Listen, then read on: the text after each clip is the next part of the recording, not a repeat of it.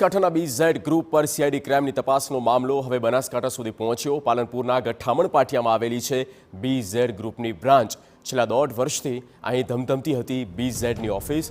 અન્ય સ્થળો પર કાર્યવાહી બાદ ગઠામણ પાટિયાની ઓફિસના શટર બંધ છે। પાલનપુરની BZ ઓફિસના સંચાલકો હાલ તો ભૂગર્ભમાં છે। CIDની તપાસનો રેલો જલ્દી પાલનપુર પહોંચવાની શક્યતા છે।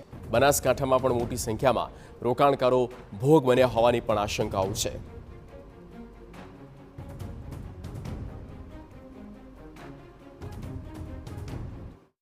₹6,000 કરોડની પોન્જી સ્કીમનો કૌભાંડી ભૂપેન્દ્રસિંહ ઝાલાને શોધવા માટે પોલીસ અને CIDની ટીમો શોધખોળ કરી રહી છે।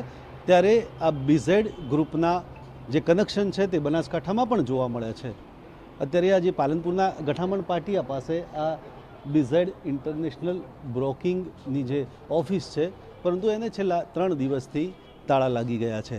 જે પ્રકારે હજારો કરોડનું આ BZ જે ઇન્ટરનેશનલ બ્રોકિંગ દ્વારા કૌભાંડ કરાયું છે, રોકાણકારોને રાતા પાણીએ રોવરાવ્યા છે, ત્યારે અત્યારે તો આ છેલ્લા 3 દિવસથી આ ઓફિસને તાળા છે। છેલ્લા 1.5 વર્ષથી આ ઓફિસ છે એ અહીંયા ધમધમતી હતી।